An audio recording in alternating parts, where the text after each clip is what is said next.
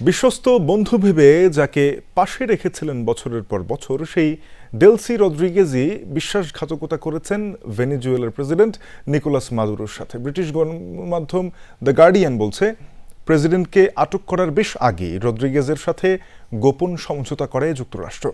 মার্কিন প্রশাসনকে মাদুরোর পরবর্তী পরিস্থিতিতে সহযোগিতার আশ্বাস দিয়েছিলেন দেশটির বর্তমান ভারপ্রাপ্ত এই প্রেসিডেন্ট। গুরুতর এই অভিযোগ নিয়ে এখনো কোনো মন্তব্য করেননি রদ্রিগেজ। ক্লিংকার বেশি থাকলে সিমেন্ট বেশি খাঁটি। আনোয়ার সিমেন্ট। মুখে নিকোলাস মাদুরো তার স্ত্রীকে অপহরণের নিন্দা জানালেও কার্যত এর বিরুদ্ধে কোনো পদক্ষেপ নিতে দেখা যায়নি ভেনেজুয়েলার ভারপ্রাপ্ত প্রেসিডেন্ট ডেলসি রদ্রিগেজকে। উল্টো যুক্তরাষ্ট্রের সাথে সম্পর্ক স্বাভাবিকের সুর তার কণ্ঠে। সবাইকে অবাক করে মাদুরো রেখে যাওয়া প্রশাসনের উপরই আস্থা রেখেছে যুক্তরাষ্ট্র। দুপক্ষের এমন আচরণে দানা বেঁধেছে নানা ষড়যন্ত্র তত্ত্ব।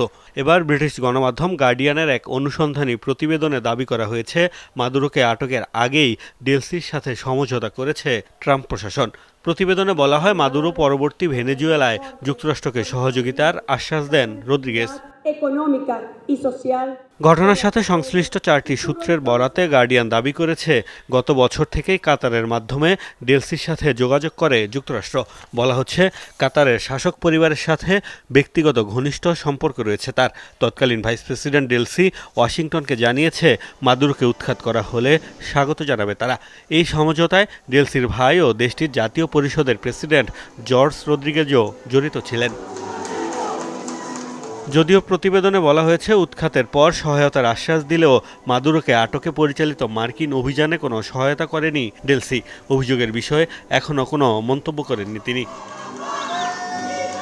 রয়টার্সের এক প্রতিবেদনে আবার দাবি করা হয়, মাদুরোর আরেক বিশ্বস্ত সহযোগী স্বরাষ্ট্রমন্ত্রী দিওসদাদো কাবেলোর সঙ্গেও যোগাযোগ করেছিল যুক্তরাষ্ট্র। মাদুরোর পতনের পর নিরাপত্তা বাহিনী ব্যবহার করে বিশৃঙ্খলা তৈরি না করতে সতর্ক করা হয়েছিল তাকে।